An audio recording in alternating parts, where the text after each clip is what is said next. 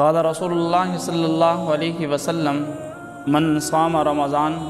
ایمانا واحتسابا غفر له ما تقدم من ذنبه رواہ البخاری۔ رسول اللہ صلی اللہ علیہ وسلم کا ارشاد ہے کہ جس شخص نے رمضان کے روزے رکھے ایمان کی حالت میں اور اللہ سے ثواب کی امید رکھتے ہوئے تو اللہ کریم اس کے پچھلے تمام گناہ معاف کر دیں گے۔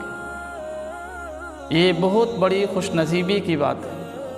اللہ کریم کا کتنا بڑا انعام ہے کہ وہ چیز جو ہم پر لازم ہے، روزے رکھنا یہ فرض ہے اور یہ لازم ڈیوٹی ہے،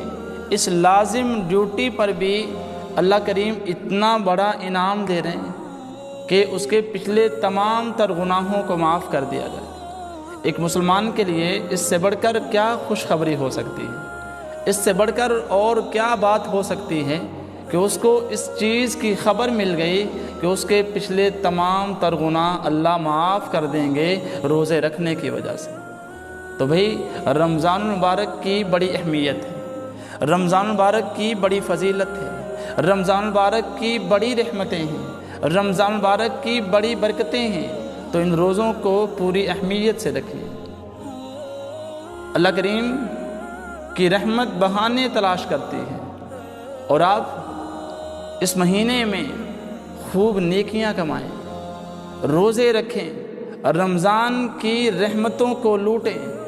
اور اپنے عمل سے بچوں کو اس کی اہمیت سکھائیں تاکہ ہماری آنے والی نسل میں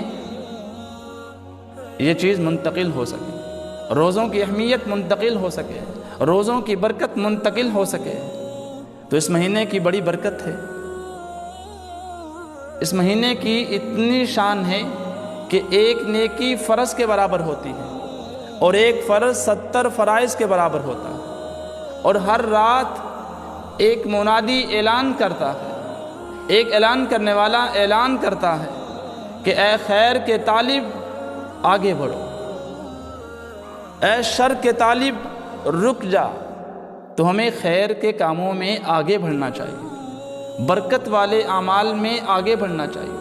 فضیلت والے اعمال میں آگے بڑھنا چاہیے، رحمتوں والے اعمال میں آگے بڑھنا چاہیے، نیکیوں والے اعمال میں ہمیں آگے بڑھنا چاہیے۔ تو اللہ کریم سے دعا ہے کہ اللہ کریم ہمیں رمضان مبارک کی فضیلتیں، برکتیں اور رحمتیں نصیب فرمائے۔